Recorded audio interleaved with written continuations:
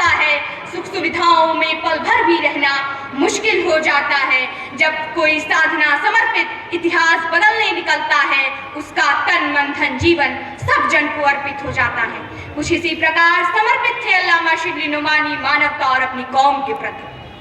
आदरणीय प्रिंसिपल साहब, सम्मानित मुख्य अतिथि जी, शिबली प्रबंध समिति के सभी सदस्यगण, मेरे आदरणीय शिक्षकगण और आप सभी साथियों का मैं अभिवादन करती हूँ।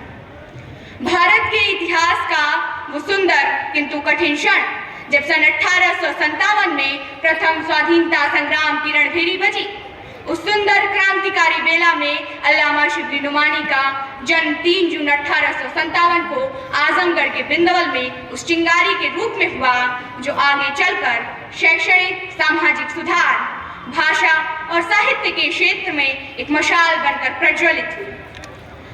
उन्होंने समाज में व्याप्त अशिक्षा, गैर बराबरी जैसे अंधकार को छांटकर न्याय, विवेक और संप्रभुता जैसे प्रकाश को फैला दिया। उनकी आरंभिक शिक्षा की नींव उनके पिता शेख हबीबुल्लाह ने रखी और गृह जनपद आजमगढ़ में ही उन्होंने मौलाना फारूक चिरैया कोटी के सानिध्य में पारंपरिक इस्लामी शिक्षा ग्रहण की। उनकी सीखने की ललक उन्हें लाहौर तक ले गई और उसके बाद अल्लामा शिबली नुमानी को अल्लामा शिबली नुमानी बनाने का काम अलीगढ़ ने बखूबी किया।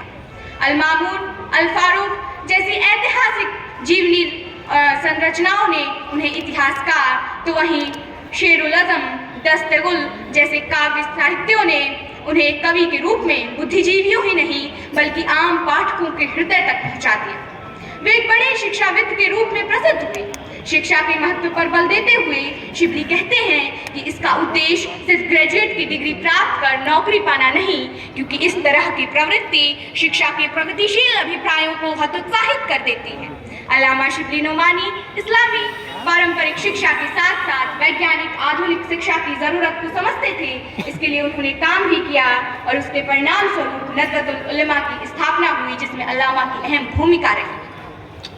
वो आजमगढ़ में एक ऐसी संस्था की स्थापना करना चाहते थे जहां लेखकों और शोधकर्ताओं को सारी सुविधाएं एक स्थान पर उपलब्ध कराई जाएं, जिसके लिए उन्होंने दारुल मुसन्नफीन की रूपरेखा तैयार किया। लेकिन दुर्भाग्यवश उनके जीवन काल में इसकी स्थापना नहीं हो सकी। लेकिन उनके शिष्य सैयद सुलेमान नदवी और हमीउद्दीन फराही ने उनकी मृत्यु के 3 दिन बाद 21 नवंबर 1914 को आजमगढ़ में दारुल मुसन्नफीन की स्थापना की, जो आज आजमगढ़ के सर का ताज कहा जाता है। अल्लामा का मानना था कि आधुनिक कठिनाइयों का सामना करने के लिए समाज के युवाओं के पास आधुनिक शिक्षा हथियार के रूप में होना चाहिए। शिक्षा के साथ साथ सक्रिय राजनीति के प्रति सजग और जागरूक भी होना चाहिए। शिबली के अनुसार राजनीति के अर्थ तथा उसके कार्यक्षेत्र का मूल्यांकन प्रशासन तथा शासन की गतिविधियों में जनता की सहभागिता के आधार पर किया जाना चाहिए। राजनीति कोई मौखिक उदागर नहीं, अपितु इसका उदय प्रचंड राष्ट्रवादी भावना से प्रेरित। उनका प्रगतिशील राष्ट्रवाद धर्मनिरपेक्षता से भरपूर था। इसीलिए वे चाहते थे कि देश की हिंदू मुस्लिम जनता एक बैनर तले आए और स्वराज के लिए साम्राज्यवादी ताकतों से एक होकर लड़े। इसी प्रगतिशील और राष्ट्रवादी व्यक्तित्व का प्रभाव था कि उन्होंने सन 1883 में आजमगढ़ में नेशनल स्कूल की स्थापना की, जिसके प्रांगण में बैठकर आज हम ये चर्चा कर रहे हैं और ये आज शिबली नेशनल कॉलेज के रूप में पूरे विश्व में जाना जाता है।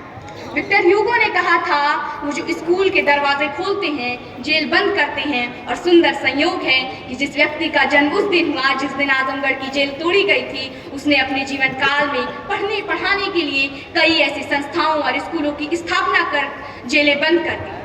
आज हम यहाँ सिर्फ अल्लामा शिबली नुमानी और उनके कामों को याद करने के लिए इकट्ठा नहीं हुए हैं, बल्कि उनकी उस वैचारिक विरासत की दिशा पर भी चिंतन करने के लिए इकट्ठा हुए हैं। इसमें कोई प्रश्न उत्पन्न नहीं होता कि अलीगढ़ मुस्लिम यूनिवर्सिटी, नज़्ज़तुल उलमा, दारुल मुसन्नफीन और शिबली नेशनल कॉलेज उनकी उस विरासत को मजबूती के साथ आगे बढ़ा रहा है। लेकिन जब हम विश्व में फैली हुई अहिंसा और युद्ध को देखते हैं तो उनकी कमी खलने लगती है। याद आता है उस सन 1875-76 में चला रूसो टर्किश युद्ध, जब युवा शिबली तुर्की के लोगों की मदद के लिए जी जान से कोष एकत्रित कर रहे थे।